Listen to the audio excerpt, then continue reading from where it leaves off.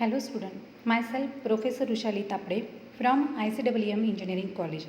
In the last lecture, we have seen what is a design pattern, what are the different types of design pattern, then we have covered what are the different benefits of design pattern, where we apply this design pattern or what is the need of design patterns, that is the usage of design patterns. Then we have seen what is the gang of four, that means who are the four authors who are writing these design patterns, and then we have seen how many design patterns are there and where these design patterns are listed, that means the catalog of design patterns. After that we have covered how to organize this catalog based on the purpose and scope. Okay, all this part we have covered already in the last lecture. So in the today's lecture what we have do, again we are revising the last part, that is the organization of the catalog based on purpose and scope, and then we move further for creational design pattern. First creational design pattern, that is a abstract factory. Okay, so what is the how the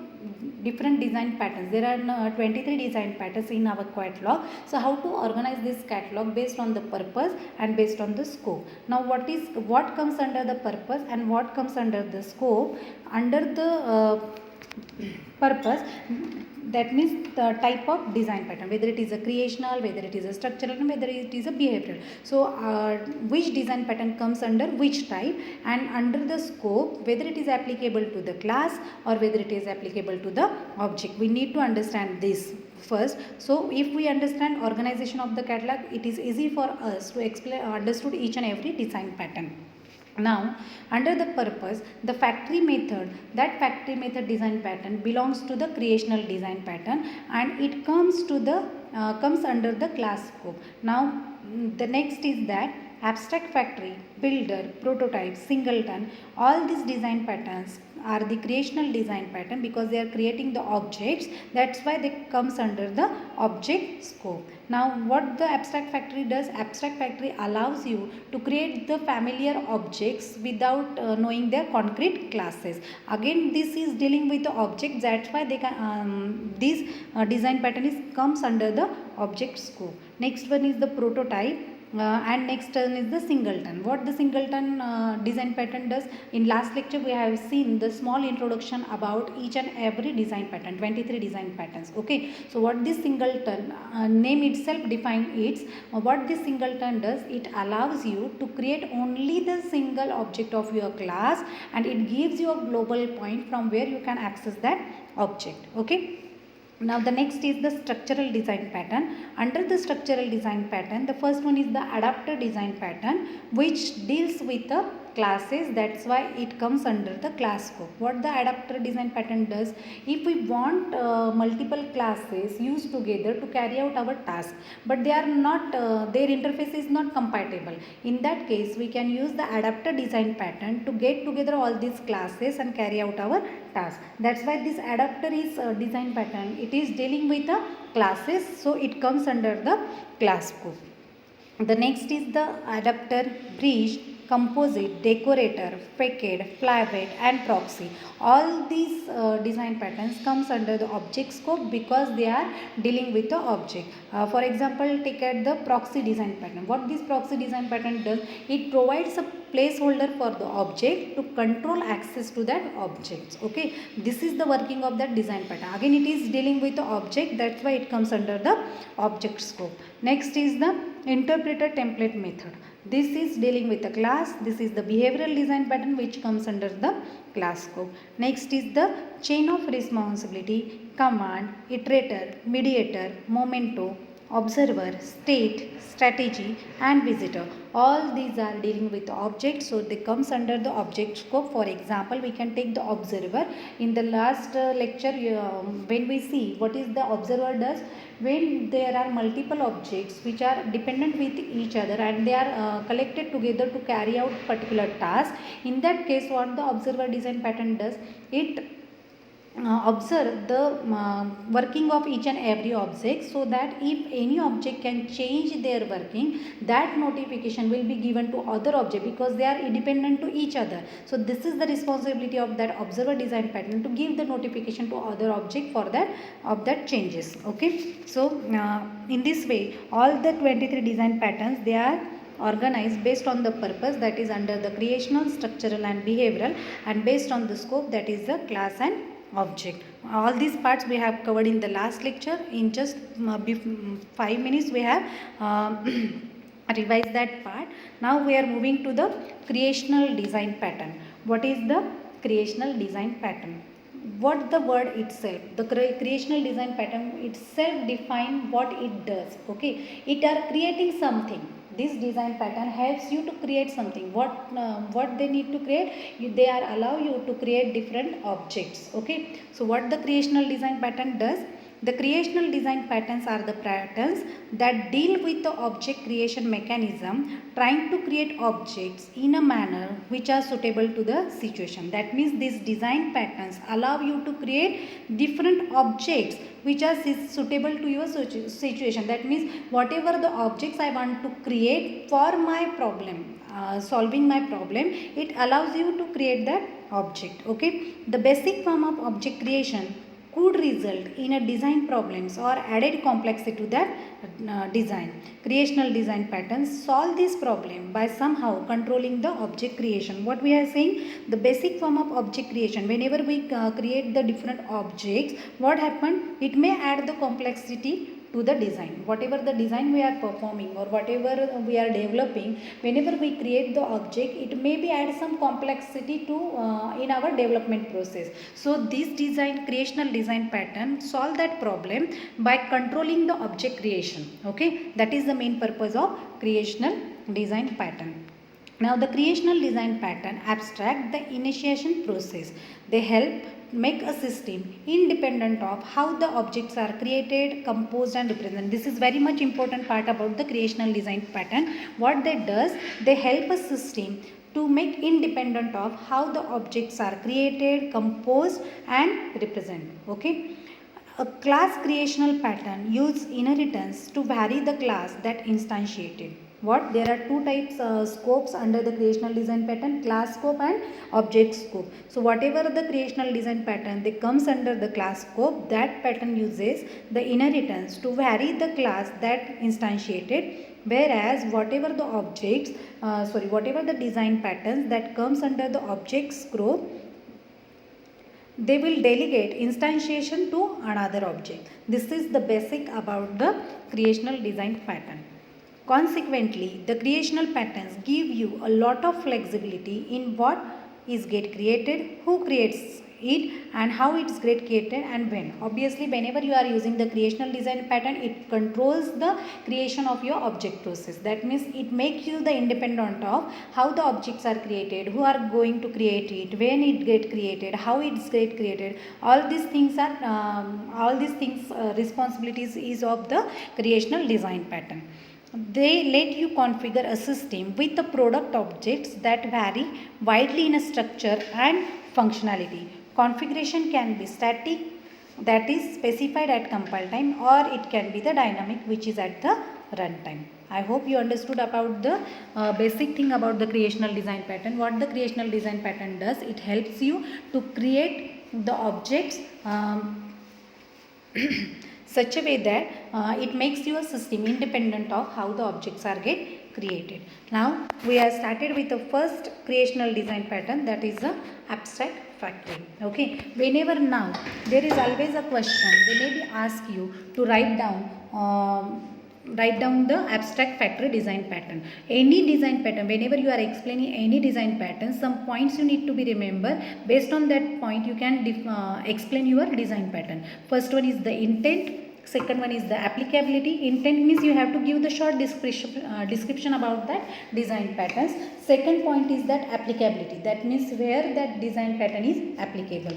Next one is the structure. That is what is the structure of that design pattern. Once you understood this, it is easy for you to understand which design pattern you need to apply for solving your problem. Next one is that collaboration. That means this design pattern can be collaborated with which another design patterns. That means means whenever you are using any design patterns, with that design pattern, if you want to use another design pattern, it helps you, that collaboration process helps you which design pattern is compatible with this design pattern.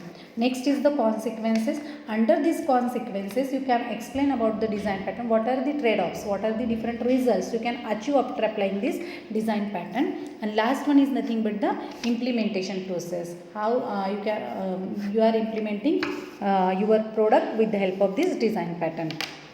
So we have started with the abstract factory creational design pattern. So we move further with one by one point. The first one is the intent. What we are saying in the intent. Abstract factory provide an interface for creating families of related or dependent object without specifying their concrete classes. As this is already we have seen in the last lecture.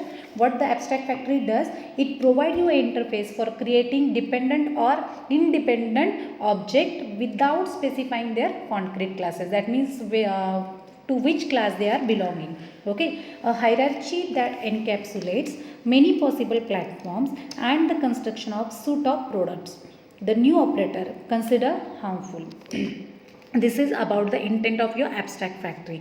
Next thing is that applicability. Next point is what? Applicability. That means where this abstract factory can be applicable, where you can use it. Use of the abstract factory pattern when a system should be independent of how its products are created, how they are composed and how they are represented. The very first thing where you can use this abstract factory design pattern is in such a system that which is independent of, they don't want anything how the objects are created, how they are composed or how they are represented. In such a system you can use the abstract factory patterns. Next is a system should be configured with one of multiple families of products. In such a system also abstract factory pattern is applicable. The next is the family of related product objects is designed to be used together and you need to enforce this constraint. That means in such a problem where you want to use multiple classes object to carry out particular task, in such a system also abstract factory pattern can be applicable. Next is the whenever you want to provide a class library of products and you want to reveal just their interfaces, not their implementation. In this situation also abstract factory is applicable. Abstract factory creational design pattern is applicable. Now this is the structure of abstract factory design pattern. Okay. What the structure says, you have an abstract factory, okay, where you are creating two products, product A and product B. Now the concrete factory, it is belonging to the concrete factory A and B. This is all about the structure of your abstract factory, how they are working. Okay, so then here client uses this abstract factory design pattern. Then abstract factory design pattern creates the two concrete classes, that is a concrete factory 1 and concrete factory 2 for the product A and for product B. So from the concrete factory 1 it gives the creation of the product A and product B, B1 and concrete factory 2 it create the product A2 and B2. This is the structure of your abstract factory. That means independent of the classes they are creating the objects. It allows you to create the objects. So the classes that participate. Now here I am giving the brief explanation of this structure. What this structure does. Again look at here properly. The classes that participate to the abstract factory patterns are, which classes are participating in it, that is abstract factory, concrete factory, abstract product and product. These are the four classes which are participating in an abstract factory pattern. The first class is the abstract factory, which declares an interface for the operation that create abstract products. It declares the interface, it provides the interface for the operation which are creating the different abstract products. Then what the concrete factory class does? The concrete factory implements operation to create concrete products. Abstract factory provides the interface, but actual that operation is get implemented with the help of concrete factory class. Next is the abstract product. What that abstract product class does, it declares again an interface for the type of product object. Whatever the different types of objects are get created, for that interface is declared by the abstract product, whereas the products again it defines a product to be created by the corresponding concrete factory. It implements the abstract product interface. And last one, obviously the client who are using this, that uses the interfaces which is declared by the abstract factory and abstract product class. This is about the structure of the abstract factory design pattern. Next one is the collaboration. That means this design pattern is collaborated with which other design patterns. The first, normally a single instance of a concrete factory class is created at a runtime. Single instance of a concrete factory, as we have seen in the structure concrete factory, only the single instance of that concrete factory is created at runtime. This concrete factory creates products object having a particular implementation. To create different product object, client should use a different concrete factory. That means if I want to create one product, for that one concrete factory is created. If I want to create a multiple types of product, then for each product the client need to use the different concrete factory. So abstract factory differs creation of product objects to its concrete factory subclass. The next is the consequences, which are the different trade-offs of the abstract factory. What is the different results? So abstract factory pattern has the following benefits as well as the liabilities. It isolates concrete classes. Second one is that it makes exchanging product families easy. Third, it promotes consistency among the products. And last one is that it supports new kinds of product is supporting new kinds of product is difficult. This is the what I said, it creates the object of dependent or independent objects. So whenever you add the new type of product, it is difficult for that abstract factory. So the abstract factory pattern has both benefits as well as the flow.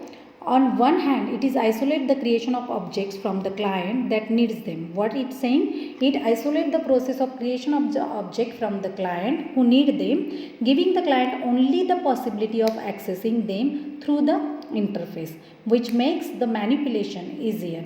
The exchanging of product families is easier as the class of concrete factory appears in the code only where it is instantiated. Also, if the products of a family are meant to work together, the abstract factory makes it easy to use the objects from only one family at a time. That is why adding the new product would mean extending the factory interface, which involves changes in the abstract factory class itself and its subclass. So that's why it is difficult for adding the new kind of object.